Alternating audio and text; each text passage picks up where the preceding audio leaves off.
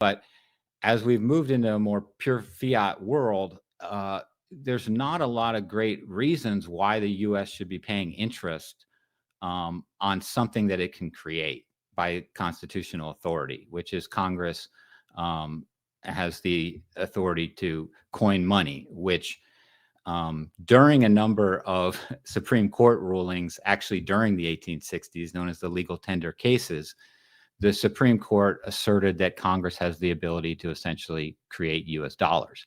So if Congress can create dollars and they don't need to pay interest, all of a sudden that solves a lot of problems. All of a sudden it solves the deficit because we're not having to pay as much interest expense.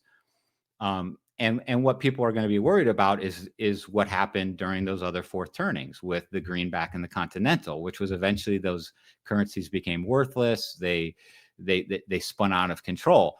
But and that's probably a likely outcome. But I don't know if the policymakers won't try it. I don't know if they won't say, let's give it a try. Let's put in certain restrictions so that we try to talk to the market and convince them that even if we issue non-debt backed dollars, we're going to essentially not run into this massive inflationary spiral. And it could get to a point where it's just so tempting that they do it. And I think the step along the way before they get there is where we're heading in the next year or two, which is, lower for longer on interest rates, not a massive upheaval of what I just described.